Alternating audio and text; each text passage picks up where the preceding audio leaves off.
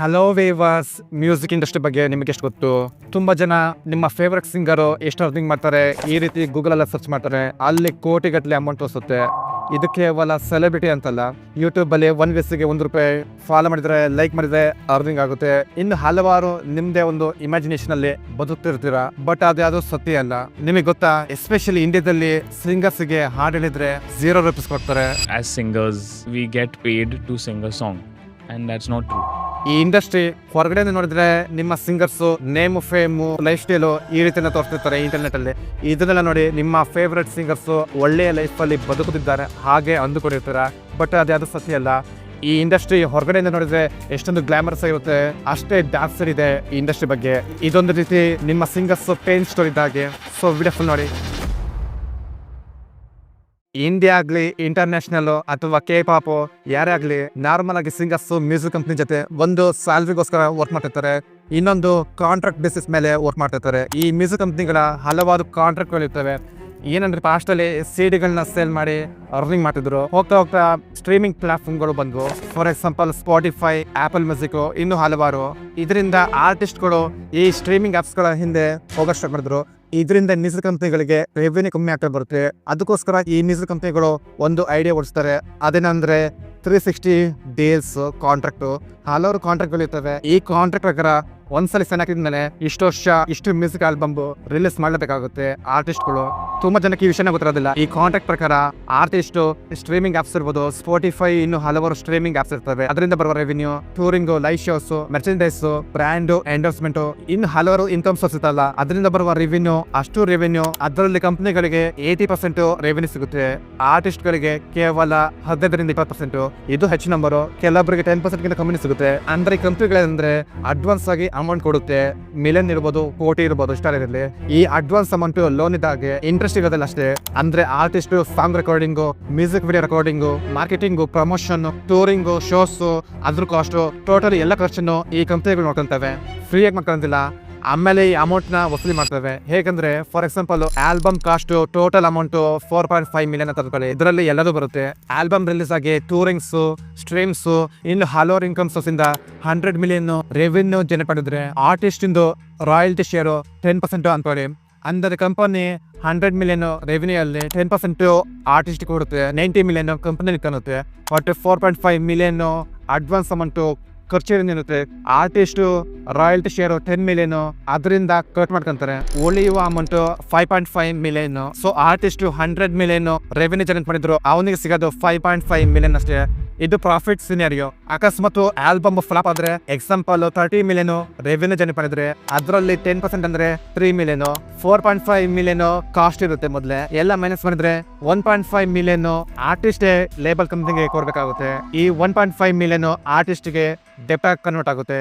ಅಂದ್ರೆ ಆರ್ಟಿಸ್ಟ್ ಖರ್ಚಿರುತ್ತಲ್ಲ, ಆ ಅಮೌಂಟ್ ನ ರಿಕವರಿ ಮಾಡಿ ಕೊಡ್ಲೇಬೇಕಾಗುತ್ತೆ ಕಂಪ್ನಿಗಳಿಗೆ. ಅಲ್ಲಿವರೆಗೂ ಅವನಿಗೆ ಅರ್ನಿಂಗ್ ಆಗೋದಿಲ್ಲ. ಫ್ಲಾಪ್ ಆದ್ರೆ ಡೆಪ್ಟ್ ಕನ್ವರ್ಟ್ ಆಗುತ್ತೆ. We're a major label. You gain our attention by building an audience, creating a lot of buzz, and even one of your songs has gone viral. For real? This is the moment every artist dreams of. A major label wants to sign me. How much are you offering? $2 million. $2 million? I can't even imagine having that much money at once. Well, you won't be getting all that money up front at once. You'll be getting paid out over time for every album you complete after you complete it. How many albums do I have to complete in my contract? 6. 6 albums?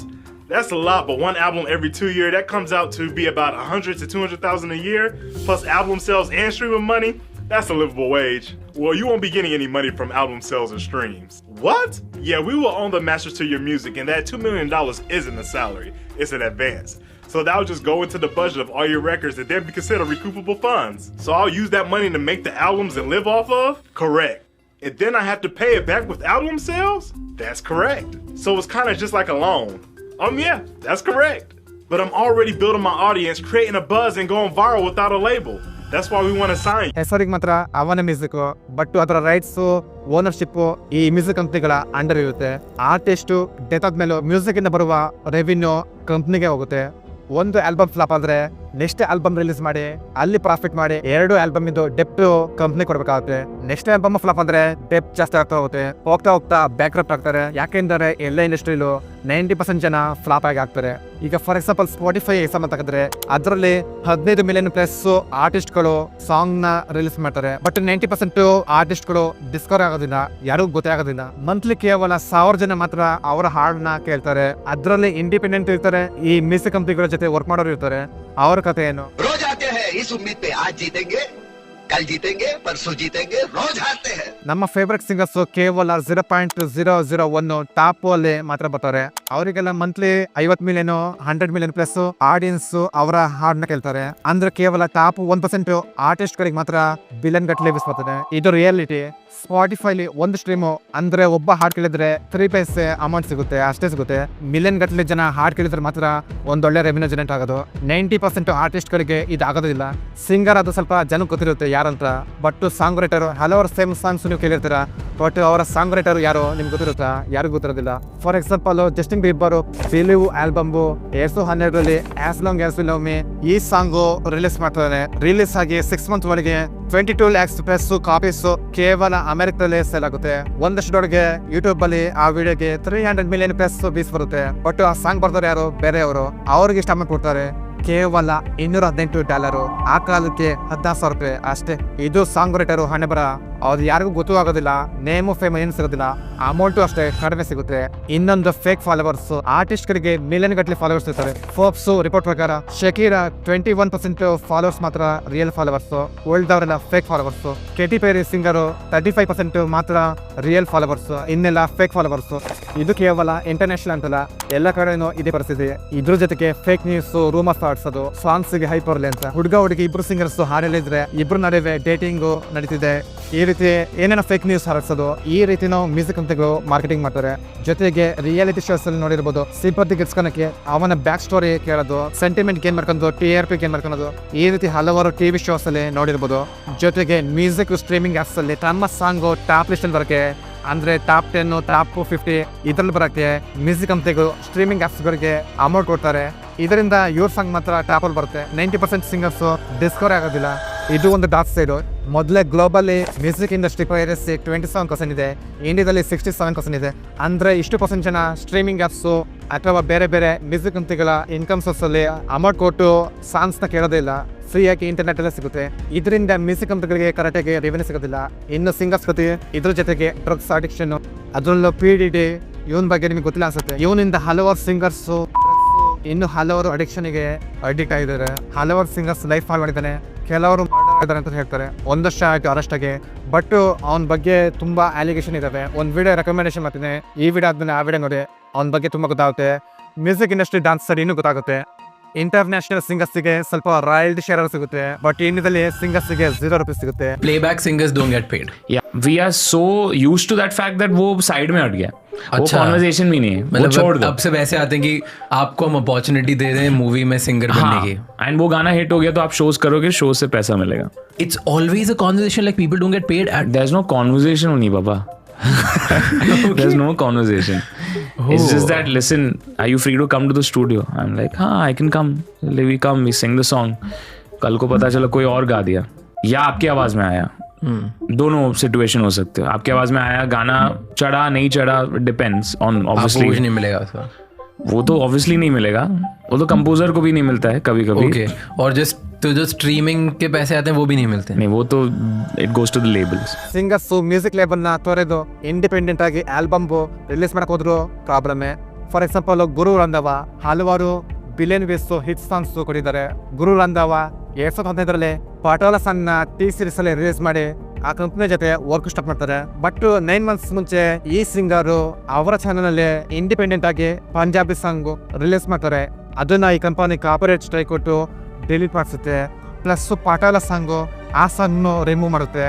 Reason singers ಅವ್ರ ಜೊತೆ work ಮಾಡಬೇಕು, ಬೇರೆ label ಜೊತೆ work ಮಾಡಬಾರ್ದು, independent ಆಗೋ work ಮಾಡಬಾರ್ದು.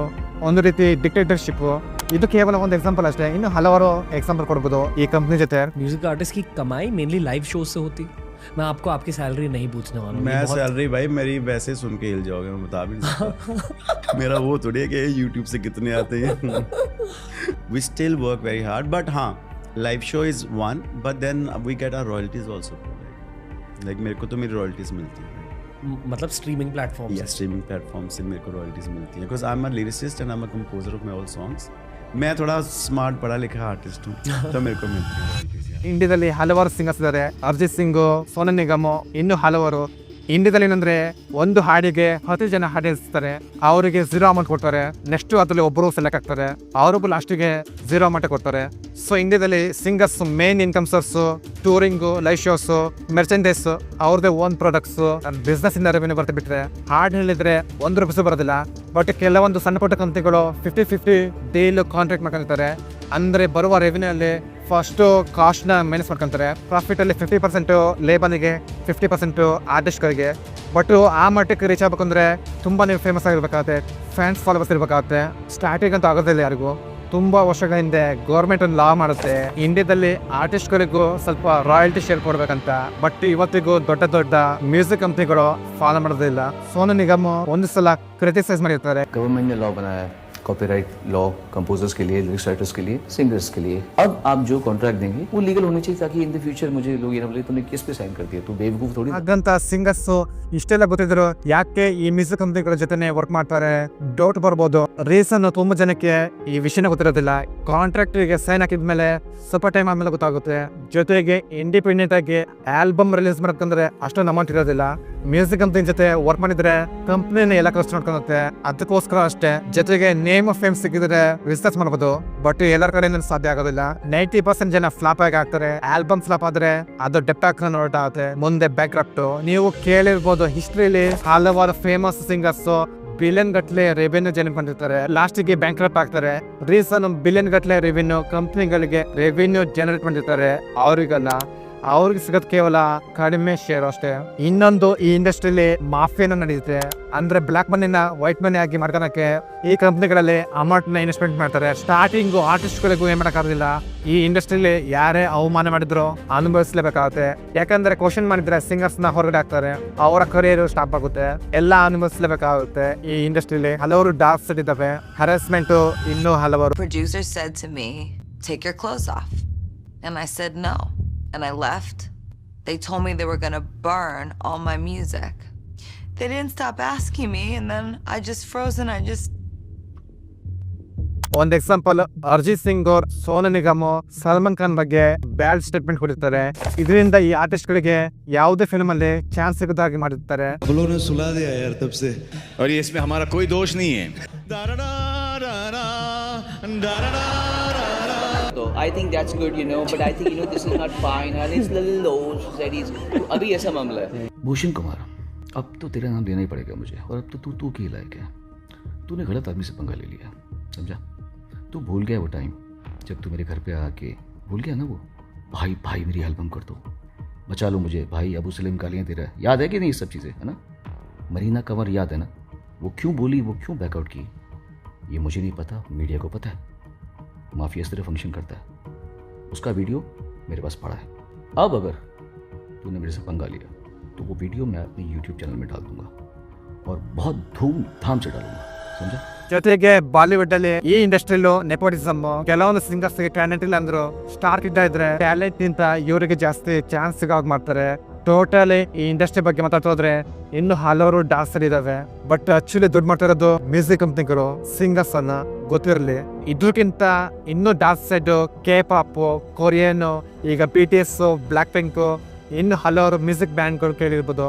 ಈ ದೇಶದ ಹಲವಾರು ಡಾನ್ಸರ್ ಇದೆ. ಸಿಂಗರ್ಸ್ ಲೈಫ್ ಸ್ಟೈಲು, ಏನ್ ಮಾಡಕ್ ಹೋಗ್ಬಿಡ್ಬೇಕು, ಏನ್ ಮಾತಾಡ್ಬೇಕು, ಹೇಗಿರ್ಬೇಕು, ಟೋಟಲಿ A to Z ಅಲ್ಲಿ ಮ್ಯೂಸಿಕ್ ಕಂಪ್ನಿಗಳೇ ಸಿಂಗರ್ಸ್ ನ ಕಂಟ್ರೋಲ್ ಮಾಡ್ತಿರ್ತಾರೆ. ಅದ್ರ ಬಗ್ಗೆ ಸಪರೇಟ್ ಆಗಿ ವಿಡಿಯೋ ಮಾಡ್ಬೇಕಾಗುತ್ತೆ. ಫ್ಯೂಚರ್ ಅಲ್ಲಿ ವಿಡಿಯೋ ಮಾಡ್ತೀನಿ. ಈ ವಿಡಿಯೋ ನೋಡಿದ್ಮೇಲೆ ತುಂಬಾ ಜನಕ್ಕೆ ಸಿಂಗರ್ ಆಗ್ಬೇಕಾ ಬೇಡವಾ ಈ ರೀತಿ ಹಲವಾರು ಡೌಟ್ ಬರುತ್ತೆ. ನಾನೇನು ಸಿಂಗರ್ ಆಗ್ಬೇಡಿ ಅಂತ ಹೇಳ್ತಿಲ್ಲ, ಬಟ್ ಇವಾಗ ಒಂದು ಟ್ರೆಂಡ್ ಕಾಣ್ತಿದೆ. ಹಲವಾರು ಫೇಮಸ್ ಸಿಂಗರ್ಸ್ ಇಂಡಿಯಾದಲ್ಲಿ ಎಕ್ಸಾಂಪಲ್ ಗುರು ರಂಧವ, ಇಂಟರ್ನ್ಯಾಷನಲಿ ಜಸ್ಟಿನ್ ಬೀಬರ್, ಇನ್ನು ಹಲವಾರು ಸಿಂಗರ್ಸ್ ಇಂಡಿಪೆಂಡೆಂಟ್ ಆಗಿ ಆಲ್ಬಮ್ ರಿಲೀಸ್ ಮಾಡ್ತಾ ಇದ್ದಾರೆ. ಯಾಕೆಂದ್ರೆ ಇವರೆಲ್ಲ ನೇಮು ಫೇಮು ಆಲ್ರೆಡಿ ಗೇಮ್ ಮಾಡಿದ್ದಾರೆ. ಸೊ ಆಲ್ಬಮ್ ಹಿಟ್ ಫ್ಲಾಪ್ ಇವ್ರ ಮೇಲೆ ಡಿಪೆಂಡ್ ಆಗಿರುತ್ತೆ. ನನ್ನ ಪ್ರಕಾರ ಫ್ಯೂಚರ್ ಅಲ್ಲಿ ಇನ್ನು ಹಲವಾರು ಇಂಡಿಪೆಂಡೆಂಟ್ ಸಿಂಗರ್ಸ್ ಬಂದೇ ಬರ್ತಾರೆ. ಈ ಒಂದು ಟ್ರೆಂಡ್ ಜಾಸ್ತಿ ಆಗ್ತಿದೆ. ಈ ಮ್ಯೂಸಿಕ್ ಕಂಪ್ನಿಗಳ ಡಿಕ್ಟೇಟರ್ಶಿಪ್ ಸಿಂಗರ್ಶಿಪ್ ಅಂತ್ಯ ಆಗ್ಲೇಬೇಕು. ಆ ಒಂದು ಟೈಮ್ ಬಂದೇ ಬರುತ್ತೆ ಫ್ಯೂಚರ್ ಅಲ್ಲಿ. ಸೋಷಿಯಲ್ ಮೀಡಿಯಾದಲ್ಲಿ ಯಾರಾದರೂ ಹಾಡಲ್ಲಿ ಫೇಮಸ್ ಆದರೆ ಅವ್ರನ್ನೆಲ್ಲ ಈ ಕಂಪ್ನಿಗಳು ಕರ್ಕೊಂಡು ಸಾಂಗ್ ನ ರಿಲೀಸ್ ಮಾಡ್ತಾರೆ, ಚೆನ್ನಾಗಿ ಯೂಸ್ ಮಾಡ್ಕೊಂಡು ಬಿಸಾಕ್ತಾರೆ. ಸಾಂಗ್ ಹಿಟ್ ಆಗ್ಬೋದು, ಬಟ್ ಆ ಸಿಂಗರ್ಗೆ ಏನ್ ಸಿಗುತ್ತೆ, ಸ್ವಲ್ಪ ಟೈಮ್ ಫೇಮ್ ಸಿಗುತ್ತೆ ಅಷ್ಟೇ, ಆಮೇಲೆ ಎಲ್ಲರೂ ಮರೀತಾರೆ. ಅಮೌಂಟ್ ಅಂತೂ ಸಿಗೋದೇ ಇಲ್ಲ. ದುಡ್ಡು ಮಾಡ್ತಾ ಇರೋದು ಕೇವಲ ಈ ಕಂಪ್ನಿಗಳಷ್ಟೇ. ಸೊ ಈ ವಿಡಿಯೋ, ಈ ಸತ್ಯ ಎಲ್ಲರಿಗೂ ರೀಚ್ ಮಾಡಿ. ಜನರು ಒಂದು ಇಮ್ಯಾಜಿನೇಷನ್ ಅಲ್ಲಿ ಬದುಕ್ತಾ ಇರ್ತಾರೆ. ಸಿಂಗರ್ಸ್ ಯೂಟ್ಯೂಬ್ ಅಲ್ಲಿ 100 ಮಿಲಿಯನ್ ಸಾಂಗಿಗೆ ವ್ಯೂಸ್ ಬಂದ್ಬಿಟ್ರೆ ಕೋಟಿಗಟ್ಟಲೆ ಅರ್ನಿಂಗ್ ಮಾಡಿರ್ತಾರೆ. ಇನ್ನು ಹಲವಾರು ಇಮ್ಯಾಜಿನೇಷನ್ ಅಲ್ಲಿ ಬದುಕ್ತಾ ಇರ್ತಾರೆ. ಅವರಿಗೆಲ್ಲ ಸತ್ಯ ಗೊತ್ತಾಗಬೇಕು. ಸೊ ಈ ವಿಡಿಯೋ ಶೇರ್ ಮಾಡಿ, ಲೈಕ್ ಮಾಡಿ, ನಿಮ್ಮ ಒಪಿನಿಯನ್ ಕಮೆಂಟ್ ಮಾಡಿ. ಫ್ಯೂಚರ್ ವಿಡಿಯೋಸ್ ಸಬ್ಸ್ಕ್ರೈಬ್ ಆಗಿ. Thank you for watching.